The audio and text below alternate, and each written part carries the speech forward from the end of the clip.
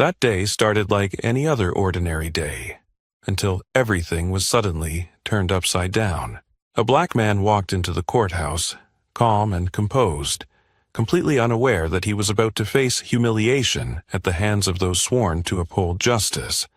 They saw him as a nobody, boldly insulting him, stripping him of his dignity, and laughing shamelessly. But what they didn't know was that they had just laid hands on the wrong person. He wasn't just any citizen. He was the one person with the power and courage to expose the truth and bring down the rotten system they were hiding behind. What followed was a storm of justice, dark secrets being revealed, and an unexpected courtroom twist no one could have predicted.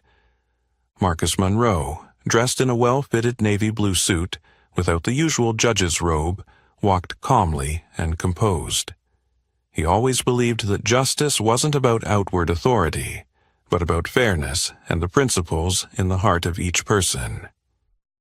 Today, like any other day, he chose to blend into the crowd, not wanting to attract attention, simply hoping to enter the courtroom quietly and carry out his sacred duty. But as Marcus approached the security checkpoint, the serene atmosphere suddenly shifted. His heart skipped a beat as he recognized the man standing next to the metal detector, Hank Riker, a security guard infamous throughout Charleston for his racist attitude, always eyeing black people with disdain and suspicion. Marcus's gaze turned cautious. He was familiar with Riker's attitude, but he had never faced him directly. Today, as if by some strange fate, he could clearly see the cold, malicious glare Riker was directing at him, as though waiting for a prey to step into a trap.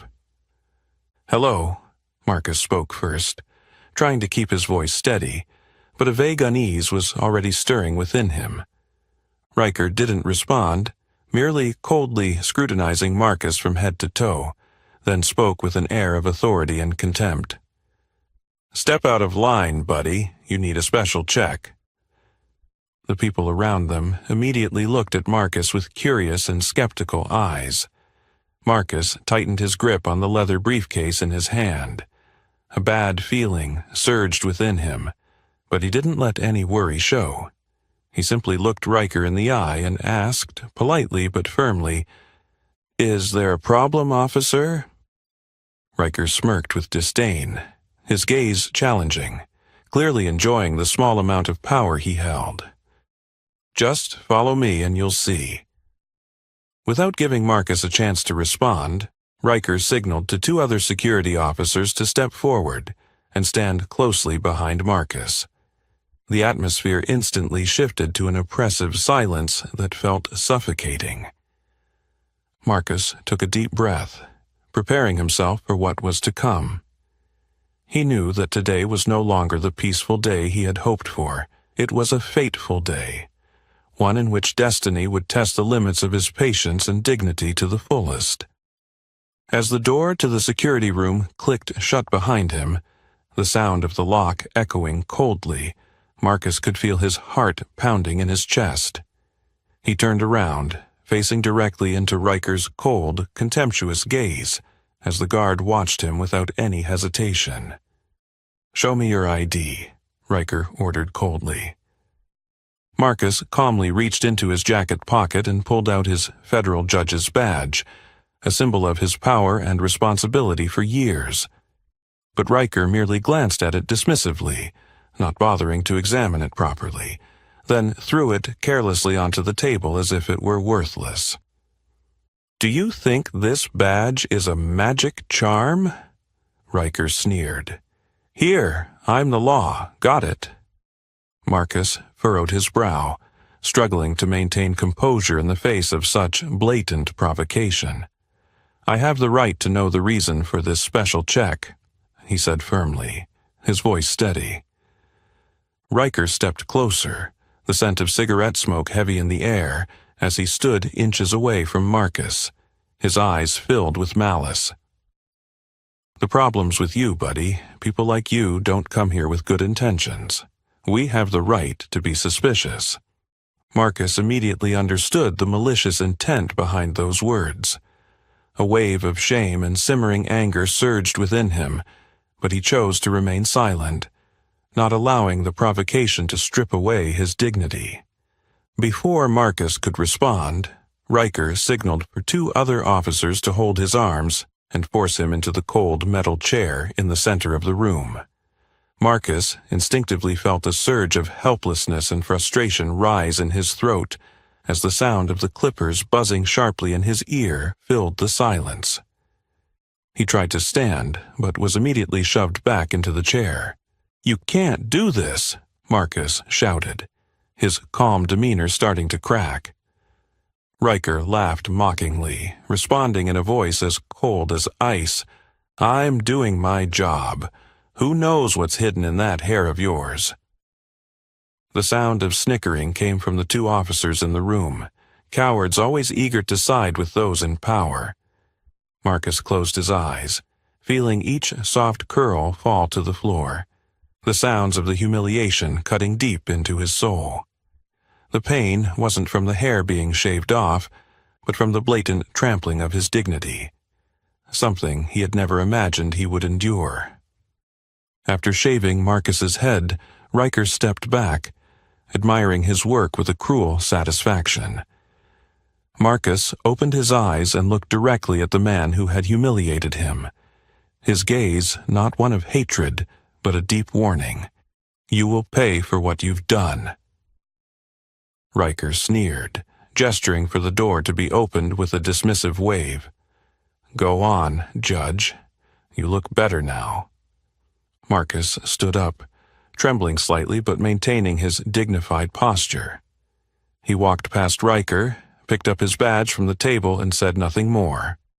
He knew this was just the beginning of the real fight, and he wouldn't let someone like Riker go on living in peace for another day.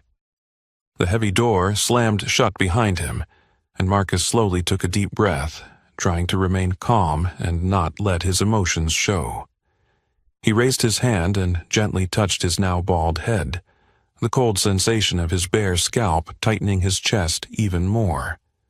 The humiliation he had just endured felt like a slow-burning fire inside him, but instead of succumbing, it stirred an extraordinary strength deep within him. Marcus's footsteps echoed steadily down the cold stone corridor, each step firm and resolute, as if affirming that no matter what he had to endure, he would never lose his dignity. His right hand clenched tightly around his federal judge's badge, the symbol of justice and honor he had fought his entire life to earn. Now, it felt heavier than ever, carrying the responsibility he had placed on his own shoulders, to fight back against people like Riker, to prevent them from trampling on others with impunity. Behind the now closed door, Riker stood watching Marcus walk away through a small window with a smug, contemptuous smile on his face. His rugged, hardened features were filled with satisfaction, because to him, power wasn't about justice. It was about the ability to humiliate others, to make them bow their heads before his authority.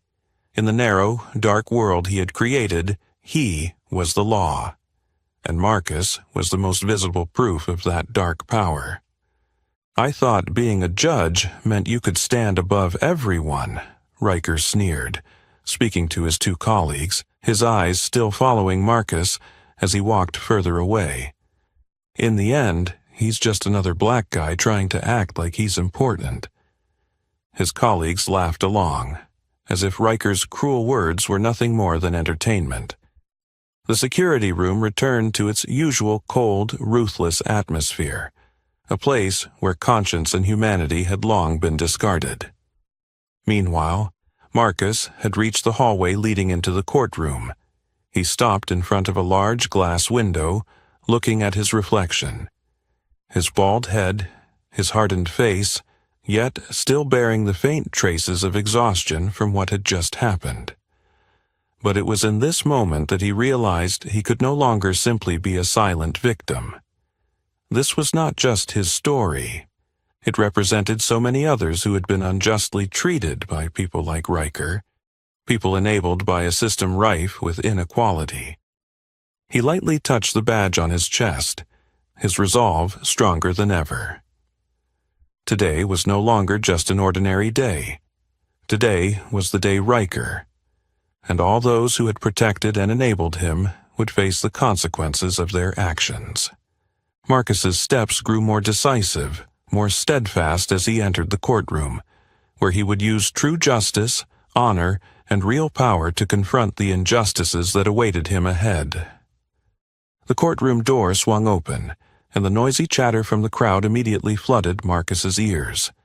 Dozens of curious gazes from journalists, lawyers, and attendees turned toward the man walking silently inside.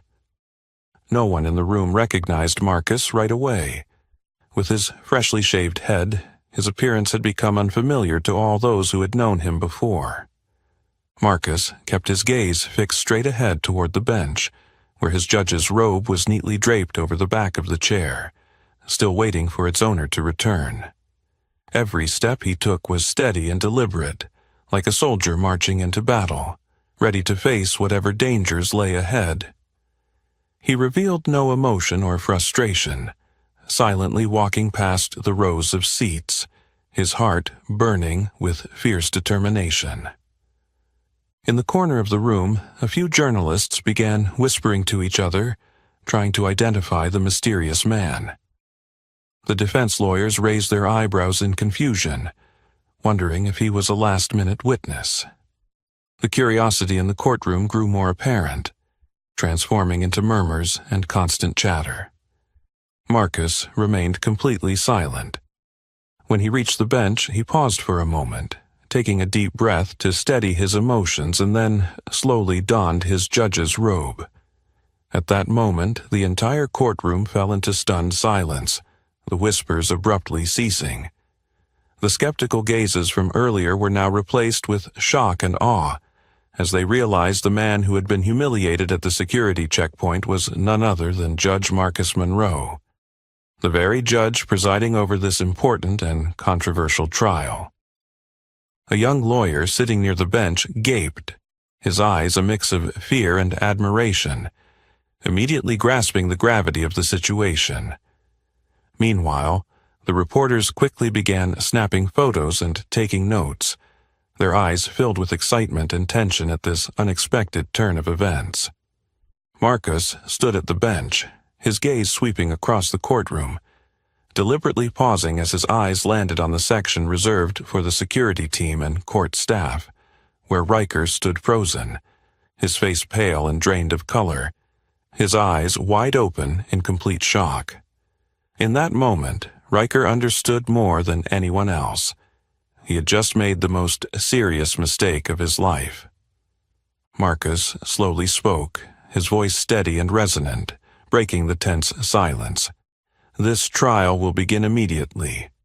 I hope that all of you present here, especially those entrusted with the responsibility of upholding justice, fully understand what true justice means. Marcus's words were not just an announcement.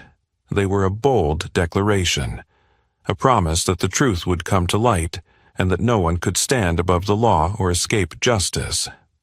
The people in the courtroom were not only witnessing the return of a formidable judge, but they were also about to witness a turning point, starting right here. As soon as Marcus's statement concluded, the atmosphere in the courtroom seemed to thicken, with only the sound of the court clerk's footsteps as they approached to hand over the case files. Marcus nodded quietly in thanks, flipping through the documents with a calm demeanor. But deep within him, the flame of anger still burned, constantly reminding him of why he had to stand here today. He began the trial in a steady, authoritative voice. "Please call the first witness to the stand." A middle-aged man stepped up to the witness stand. His appearance was humble, his face etched with deep lines from years of hard labor, and his eyes held an undeniable pain that couldn't be hidden. He placed his trembling hand on the Bible and swore in a choked voice, "I swear to tell the whole truth." Marcus gestured gently for him to begin his story. The man took a deep breath, his voice trembling as he recalled the painful memories. "Your Honor, My son is only 17 years old. He was participating in a peaceful protest demanding justice for those who were victims of police discrimination. Yet he was brutally beaten by the officers. They shoved his head down into the ground, used their knees to press heavily on his neck until he passed out, and had to be hospitalized in critical condition. The courtroom fell into complete silence, the only sound being the man's choked recounting of his pain. Marcus listened intently, not missing a single detail. Inside, a new wave of fury surged, not just because of the heartbreaking story, but because the very individuals meant to uphold the law were abusing their power so mercilessly. Marcus's gaze inadvertently drifted to the corner of the courtroom, where Riker was standing against the wall. At this moment, Riker no longer had the smugness he once carried. His face was ashen, his eyes darting nervously, clearly filled with unease. Marcus knew that Riker did not fear the law, he only feared the day when his past crimes would be brought to light. The trial continued with other witnesses stepping up, recounting systematic police oppression. Each story was heartbreakingly similar. The victims were innocent, but their only crime was their skin color, making them targets of violence and injustice.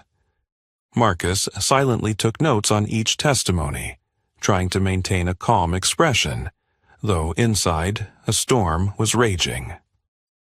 When a defense attorney stood up, attempting a feeble defense of the police's actions, Marcus immediately interrupted, his voice firm yet polite. "We are not here to discuss personal reasons or vague assumptions. We are judging based on truth and justice. I request that you focus on the factual evidence." The defense attorney quickly sat down, his face flushed with confusion and helplessness. Riker, watching from the corner of the room, grew even more anxious as he witnessed Marcus handling the trial with authority and precision. He had never encountered anyone like Marcus, a person who could not be swayed by threats or external power. Finally, Marcus looked up, meeting Riker's gaze once again. His eyes didn't need words. They clearly conveyed a message that sent a chill down Riker's spine. Today is just the beginning. You will not escape justice. Riker began retreating further into the shadowy corner of the room, trying to avoid the sharp, commanding gaze of Marcus. But he knew, deep down, that real power no longer rested in his hands. It now belonged to the man he had just humiliated, the man who now held the gavel of justice firmly in his hands in the center of the courtroom. As the testimonies concluded, Marcus slowly closed the case files on the table, his sharp gaze landing precisely where Riker was trying to hide in the corner of the room. He paused for a brief moment, as if weighing something important, then suddenly spoke in a clear, powerful voice. "The court will take a brief recess. Before we continue, I have an issue that needs to be addressed." The courtroom seemed to hold its breath. No one dared to move or make a sound, as Marcus's stern gaze fixed on Riker, each word he spoke resonating with authority. "Security Officer Hank Riker, please step forward." Riker flinched, panic flashing across his face as he looked around, seemingly searching for some form of desperate help. His face turned a pale gray, and his legs seemed unsteady, as every pair of eyes in the room focused on him. Marcus waited patiently, his cold stare never leaving Riker, not for a second. Finally, under the suffocating pressure of the silence, Riker reluctantly took slow, shaky steps toward the witness stand, his hands trembling, unable to hide the fear rising within him. Marcus spoke again, his voice cold but full of power. "In front of this entire courtroom, please confirm your actions earlier today at the security checkpoint. What did you do to me?" Riker swallowed hard, struggling to speak, his voice trembling and weak, no longer carrying the authority it once did. Your Honor, I was just doing my job. I didn't mean to offend you," Marcus interrupted, not allowing Riker a chance to make excuses. "Doing your job? Is it part of your job to humiliate, insult, and discriminate based on skin color? You didn't even bother to properly look at my identification, because you believed that people like me don't deserve to step into this courtroom." Riker's face drained of color, his head lowering in shame as he tried to avoid Marcus's sharp gaze. His voice faltered with fear. You're misunderstanding. I didn't think that. I was just following procedure." Marcus's expression hardened, his eyes full of disappointment and anger. "What procedure allows you to insult a person's dignity? What procedure permits you to use your power to racially discriminate and disregard the law? Your actions have not only insulted me, but also the very justice system that we all serve." The courtroom was plunged into absolute silence. No one dared speak out as Marcus gestured for the judicial officers standing at the door. "Officer Hank Riker," Marcus declared, firmly and solemnly, "I am officially ordering your arrest here for abuse of power and serious acts of racial discrimination. Officers, please take him away immediately." 2 judicial officers moved toward Riker, who weakly struggled, his desperate eyes pleading with the colleagues who had once supported him. But now, all those who had stood by him remained silent, turning their faces away, unwilling to intervene. As Riker was escorted out of the room, Marcus stood still, his expression devoid of any satisfaction. Instead, it was a cold, resolute determination, a clear message that this was just the beginning of the fight against the injustice he had chosen to pursue to the end. As Riker's figure disappeared behind the courtroom door, Marcus let out a quiet sigh, trying to regain his composure to continue the trial. But before he could speak, a group of court officials entered through the main door, their faces tense and worried. Marcus immediately recognized the familiar faces, those who had once bowed their heads and avoided his gaze for so long. A middle-aged woman with streaks of gray in her hair stepped forward and spoke in a voice full of emotion. "Judge Monroe, we have something we need to disclose right here, something that should have been said long ago." Marcus was momentarily taken aback. He nodded slightly, signaling for her to speak. The woman took a deep breath, gathering her courage to continue. "Hank Riker is not doing this for the first time, Your Honor. There have been more than 12 formal complaints about his racist behavior and abuse of power over the years, but all those complaints were dismissed, covered up, or mysteriously erased." Marcus's brow furrowed, his heart pounding faster as he heard those words. His voice grew deeper, carrying a clear sense of gravity. Who has been behind these cover-ups? The room fell into a suffocating silence, every eye fixated on the woman. She trembled slightly, then quietly met Marcus's gaze, her eyes filled with remorse. "Your Honor, it was Judge Taryn Mahoney. He used his power and influence to prevent investigations, ensuring that the complaints were closed quickly." Marcus was struck as if by lightning. Taryn Mahoney, the respected senior judge who had mentored, supported, and helped Marcus rise in his career. He had taught Marcus valuable lessons about honesty and professional ethics, a person Marcus had always trusted and held in the highest regard. Now, that very man was behind the injustice Marcus had just endured.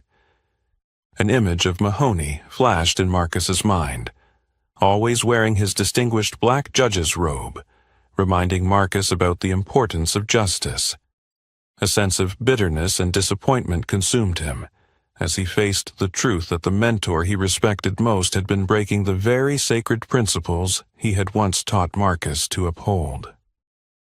Marcus sat in silence, his expression unsettled, his heart like a storm raging inside.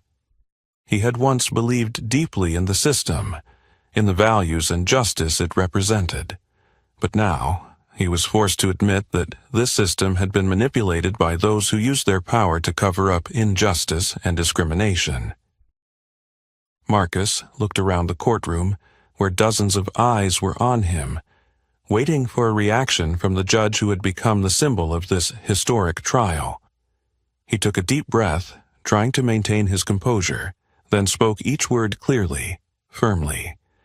"I thank you for your courage. From this moment on, no one will be allowed to stand above justice. Anyone involved in these cover-ups, regardless of who they are or what position they hold, will be held accountable under the law." Marcus's voice echoed clearly throughout the courtroom, like a sharp commitment, a determination to cleanse the system he had once served with all his heart. But deep within, Marcus knew that the greatest battle was only just beginning, and he would have to confront the man who had mentored him, Taryn Mahoney, to bring the truth to light, no matter how bitter it might be. Right after Marcus's decisive statement, the tension in the courtroom unexpectedly heightened as, from the defense table, Chief Attorney Andrew Bennett slowly stood up, adjusting his elegant suit, his sharp gaze fixed on Marcus. His voice rang out, calculating and deliberate, each word designed to dig deeper into the uncomfortable situation that had just been exposed. "Your Honor, we are compelled to make an urgent motion at this time. With all due respect, we believe that Judge Marcus Monroe is no longer in a position to remain impartial in this case. The events that have just transpired clearly have a profound effect on his ability to render a fair judgment."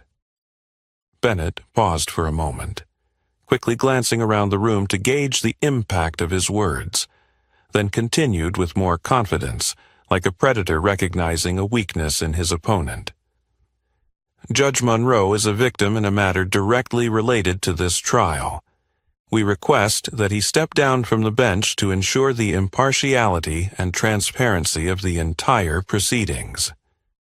Marcus stared directly at Bennett, understanding that this was a malicious attack, a ploy to exploit the painful experience he had just endured in an attempt to neutralize his legal power and honor.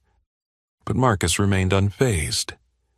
He slowly sat up straighter, his gaze unwavering, reflecting an inner strength that could not be shaken. "I have heard Attorney Bennett's argument clearly," Marcus said, his voice calm but sharp, "and I completely understand why he has made this request." Marcus paused for a beat, his decisive gaze sweeping across the courtroom, each word flowing like molten justice from the fire he carried in his heart.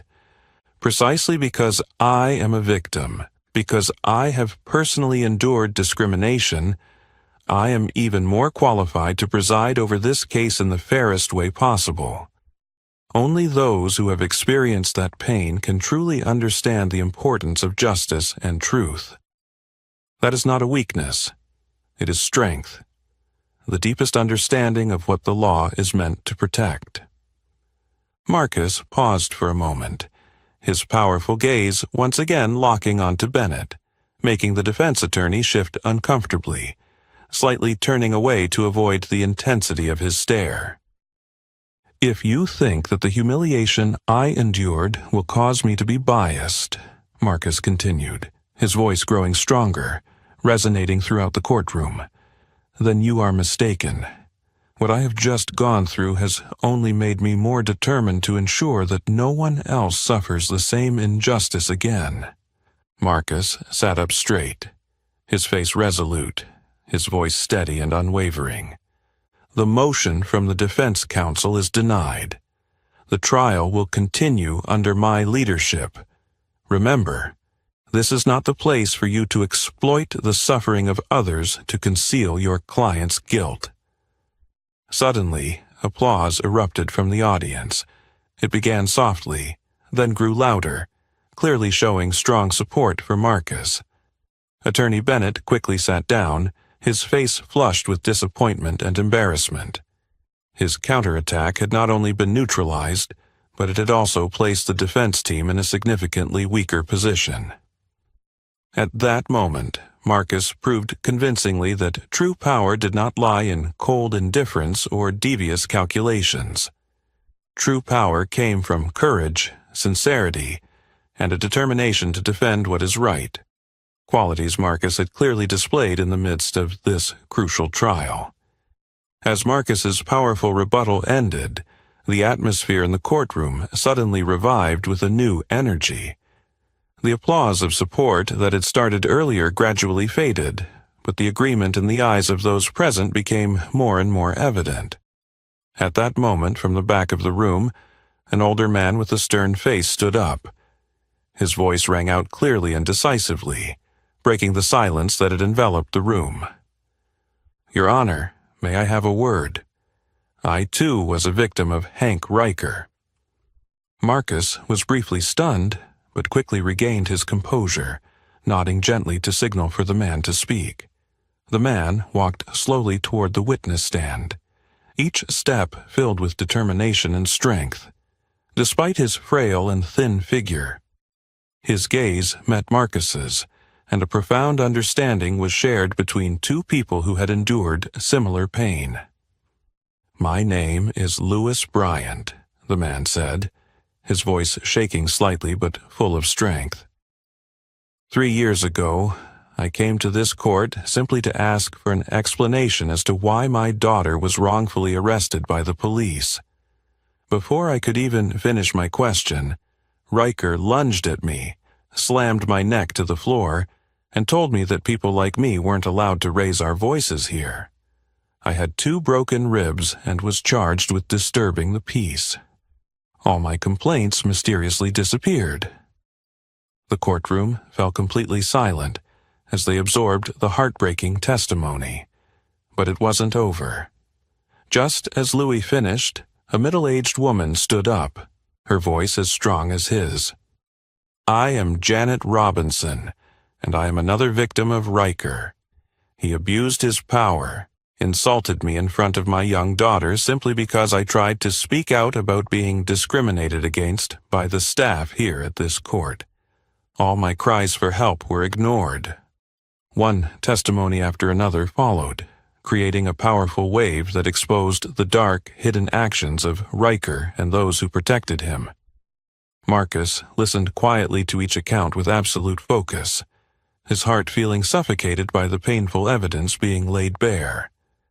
This trial was no longer just a simple hearing. It had become a platform for dozens of victims who had been oppressed to reclaim the justice they so rightfully deserved. The wave of outrage quickly spread beyond the courtroom, rippling through the community, and the entire nation was watching each testimony broadcasted through the news. People began to question justice, the true value of the law, and the role of those who enforce it. Social media erupted with angry posts, fiercely condemning the discrimination and injustice that the very judicial system had concealed for far too long. Marcus realized that he was not just trying one individual. He was directly confronting an entire system that had enabled, protected, and perpetuated these cruel acts. He knew the responsibility on his shoulders had never been greater. Today's trial was not just about delivering justice for himself or the victims, but about proving that the judicial system could no longer be used as a tool to protect injustice.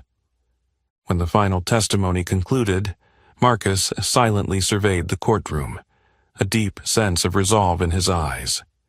He softly, yet firmly declared, "Thank you to all of you who dared to stand up, who dared to tell these painful stories. Your courageous voices today will not only help us restore justice, but also help to repair a system that has been flawed for far too long. I pledge that the truth you have brought to light today will not be in vain."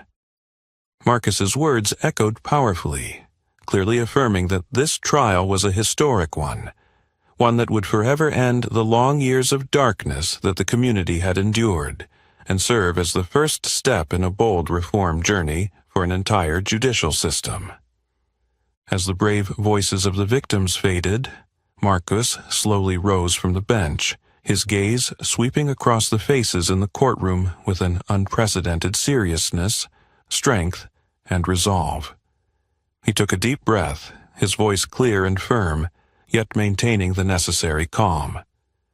After hearing the painful yet courageous testimonies from the victims, I have no doubt about the severity and the systemic nature of the abuses of power that Mr. Hank Riker has inflicted over the course of many years. Marcus's gaze fixed directly on the empty chair where Riker had once stood with arrogance. Now, that empty chair symbolized the collapse of a man who had exploited his power to oppress and demean the dignity of innocent people. With all the irrefutable evidence presented in this trial, the court finds Hank Riker guilty of abuse of power, human rights violations, and deliberate obstruction of justice. I hereby sentence him to the maximum penalty under the law, 6 years in prison for abuse of power, 5 years for human rights violations, and an additional year for obstructing justice, for a total of 12 years in prison. The courtroom fell into complete silence, each person feeling the weight of every word of Marcus's judgment. No one dared make a sound. All quietly witnessed this historic moment. Marcus stood there, his gaze unwavering, his voice continuing with resolute confidence. But today's case is not just the story of a single individual. It is a wake-up call about the injustices that have been hidden, about a judicial system that needs to be reformed from the ground up. It is time for us to acknowledge and change the serious issues that exist within the very system we serve. Marcus paused briefly, his voice slowing and becoming clearer as he continued to announce, "Therefore, I now announce a new reform policy, effective immediately in this court and to be expanded throughout the federal judiciary. This policy is called the Monroe Mandate, which includes mandatory training on combating racial discrimination, regular psychological evaluations, the establishment of independent oversight mechanisms to prevent all forms of bias, and the creation of absolute transparency standards in handling complaints related to discrimination." As Marcus finished speaking, the courtroom seemed to tremble with the magnitude and historical significance of that declaration. This was no ordinary verdict. It was a comprehensive change, an unprecedented commitment from someone who had endured injustice firsthand. Marcus continued, his gaze filled with determination, staring directly at the courtroom. The Monroe Mandate is not just a measure to prevent today's injustices, but it is the foundation to ensure that no one else will have to endure similar treatment in the future. From today forward, justice will no longer be a privilege reserved for a few. Justice will be the fundamental right of all people, regardless of race, color, or background. As Marcus finished his declaration, the courtroom fell into absolute silence for a few seconds before it erupted into thunderous applause, sincere and deeply emotional. Every person attending the trial today understood that they had just witnessed an important historical moment, where the man who had been humiliated right here in this very courtroom stood up, not only to seek justice for himself but to fight for the rights of all those who had been forgotten and oppressed.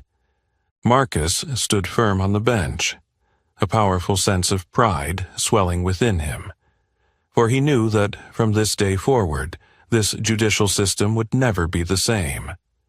The Monroe Mandate was his legacy, the strongest commitment that injustice would have no place to hide, and that everyone deserved to be protected by real law and justice. As the applause from the courtroom had yet to subside, Marcus slowly made his way back to his private office, each step feeling like it carried an invisible weight behind it. He closed the door gently behind him, letting out a long breath, as though releasing a tremendous burden. Yet deep within his heart, he knew that the battle was far from over. Marcus slowly approached the large mirror on the wall, stopping and looking at his reflection. His hands lifted to lightly touch his freshly shaved head, the empty, rough sensation causing a sharp pang of pain once again. It was a wound not just on his body, but a deep scar on his soul, a constant reminder of the humiliation and injustice he had just endured. In that reflection, Marcus saw himself. Not the powerful, dignified judge he once was, but a man who had just endured the bitterest trial of his life. A part of him felt hollow, as though his self-confidence, his trust in himself had been severely shaken. He briefly wondered if he should conceal these wounds somehow. Could he continue to present himself in public to those who expected him to appear strong and perfect? But then, Marcus gently shook his head, his gaze becoming more determined and resolute. No, he would not hide anything anymore. These wounds were not signs of weakness or failure. Rather, they were the clearest evidence of his courage, resilience, and unwavering resolve to fight against injustice. He silently vowed to himself, from this moment on, to accept himself with this new image. He would no longer feel ashamed or inadequate, because this jagged, shaved head was a symbol of the truth. A truth that he had dared to stand up for, face, and conquer with all the courage within him. At that very moment, Marcus felt an unusual sense of liberation, a deeper pride than ever before. He knew that from now on, every time he stepped in front of others, this distinctive hairless look would always remind everyone that no one, regardless of power or status, had the right to insult or trample on the dignity of others. He adjusted his collar, stood up straight, his eyes bright and full of strength. The Marcus Monroe of today was no longer just a judge with power on paper. He was a living symbol of change, of justice, and of a deep belief in what is right. From now on, anyone who looked at him would understand that justice wasn't in the flashy exterior, but in the courage and resilience to stand up against injustice. With this thought, Marcus gave a small, confident smile and walked out of his office. On his face now, there was no trace of fear or doubt, only pride and a powerful resolve. He was ready to return to the fight, ready to be the inspiration, the guiding light for those searching for justice and truth. With the confidence and resolve he had regained, Marcus stepped out of his private office and returned to the courtroom, where all eyes were on him with admiration and respect. The image of his jagged, shaved head no longer made him feel self-conscious. On the contrary, it had become the strongest symbol of his resilience and courage in the face of injustice. In the days that followed, the powerful message from the trial and the reform policy known as the Monroe Mandate quickly spread beyond the borders of Charleston, expanding at an unprecedented pace. Peaceful protests in support of Marcus and the new policy took place everywhere, from the busy streets of New York to the administrative center in Washington, D.C., and rapidly spread to distant states. The community realized that it was Marcus Monroe who had shattered the silence that had enveloped the judicial system for so many years. Marcus was no longer simply a federal judge. He had become the living symbol of the fight against injustice and racial discrimination. The Monroe Mandate was quickly adopted by many states, and anti-discrimination training programs were launched widely. Independent oversight systems were put in place to ensure that no case of discrimination could be concealed again. Soon, Marcus's office phone rang non-stop with calls from the largest media outlets in the country, requesting interviews and sharing his journey of struggle. But the most significant call came from the White House, with a brief but formal message. Marcus Monroe would be awarded the Presidential Medal of Justice, one of the highest honors in the United States for individuals who have fought for justice and human rights. On the day of the award, Marcus stepped up to the podium in the square, before millions of eyes watching. The flash of hundreds of cameras continuously flickered, but he no longer felt the pressure he once had. On the contrary, he felt a deep pride, knowing that what he had accomplished truly mattered, having touched the hearts and beliefs of so many people. As the president gently placed the prestigious medal around his neck, Marcus took a deep breath and looked toward the vast crowd with eyes full of hope and trust. His voice, warm and sincere, filled the air. "I am truly grateful and honored to receive this award. But I want to make it clear that this award is not for me alone. It is for all those who have been forced into silence, those who have been trampled upon, discriminated against, but who have courageously stood up to fight for justice and truth." His voice rang out with strength, each word carrying a profound message that touched the hearts of everyone. We will no longer be silent. We will not allow pain and injustice to continue being buried in the dark. Today, this award belongs to all of us, those who have and are fighting to make this world a better, fairer, and more livable place. The applause erupted across the square, growing louder and louder, as if it never wanted to stop. In that moment, Marcus understood that he had officially become a symbol, a beacon of hope, an endless source of inspiration for millions across the country. And from that moment on, Marcus Monroe was no longer simply a judge. He had become a symbol of courage, of the unyielding spirit of resistance against injustice, representing the extraordinary power in every person who dares to stand up for the truth. The Monroe Mandate had transcended the boundaries of a policy. It had become the flag of a comprehensive reform movement, ushering in a completely new chapter in the history of the fight for justice.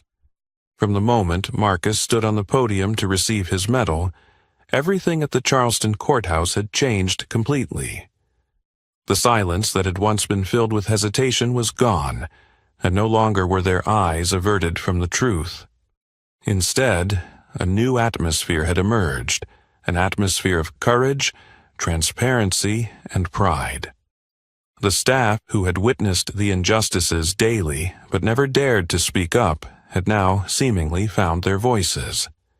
They stepped out of the shadows of fear, bravely speaking out about the truths that had been hidden for years.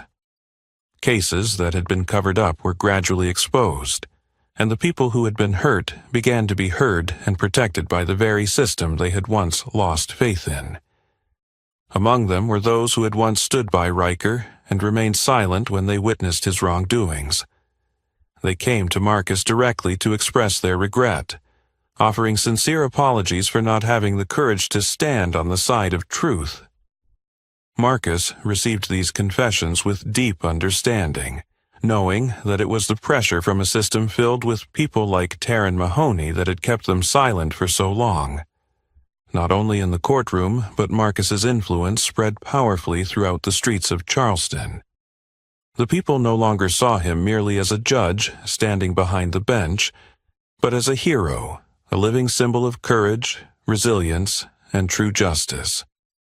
Marcus's story was shared from coffee shops to small parks, from schools to working-class neighborhoods, inspiring and instilling trust in all layers of society. One afternoon, as Marcus was leaving the courthouse, he noticed an elderly woman approaching him. Her gaze was filled with affection, as if he were a long-lost relative. She gently took his hand, her voice trembling but full of emotion. "Thank you, Judge Monroe. You don't know this, but my grandson now believes that the world can change, all thanks to your courage." Marcus smiled softly, placing his hand gently on hers, deeply moved, and said, "I'm just one of many who decided not to remain silent any longer. It is you, your grandson, and all the people of this city who are the real strength behind this change." Marcus's words quickly spread, faster than he could have ever imagined. The very next day, the heartfelt gratitude appeared in major newspapers, becoming a symbol of Marcus's humility and sincerity. He never sought to be a special figure, but the way he faced and overcame challenges had made him special in the eyes of everyone. From that day forward, every time Marcus walked into the courtroom, he could feel the noticeable difference in the eyes of those around him. It was trust, respect, and a newfound hope that this system could truly change. Thank you letters and shared stories kept coming to his office, each one a reminder that what he was doing was not just a job, but a mission. More than anyone, Marcus understood that justice was not just about delivering correct verdicts in a courtroom. Justice was about profound change in people's hearts. That was the restoration of trust, the awakening of courage, and the voices once stifled now rising stronger and clearer than ever before. He smiled as he realized that he was no longer alone on this journey. By his side now was a strong, united community, filled with trust and hope, working together toward a future where everyone would be treated fairly and justly.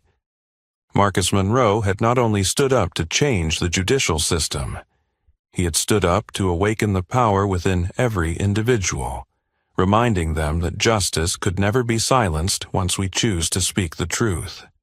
Thanks to the collective strength of the people, Marcus understood that his story had now transcended the confines of a courtroom, a case, or a system. He accepted an invitation to speak at a high school in Charleston on a sunny fall morning, where the younger generation eagerly awaited to hear directly from the man who had awakened the entire city. Marcus entered the auditorium to thunderous applause from hundreds of students who were intently watching every gesture, every step he took. He smiled sincerely, standing among the young faces full of curiosity, hope, and a desire for change. After a brief introduction, a girl about 15 years old, with light curly hair and clear but serious eyes, raised her hand and asked the first question in a clear, brave voice. "Sir, after everything that has happened, do you still believe in the justice system?" The seemingly simple question caused the entire auditorium to fall into absolute silence.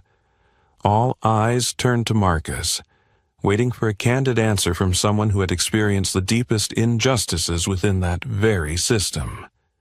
Marcus looked directly at the girl, then gently smiled, his eyes reflecting sincerity and an unwavering determination. "I believe in what we can do. Change always starts with powerful and courageous questions, like the one you just asked." He paused for a moment, allowing that message to sink into the hearts of the students before continuing in a clear, warm, and powerful voice.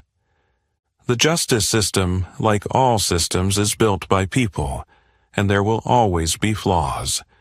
But what matters is that we must never give up in the face of those flaws.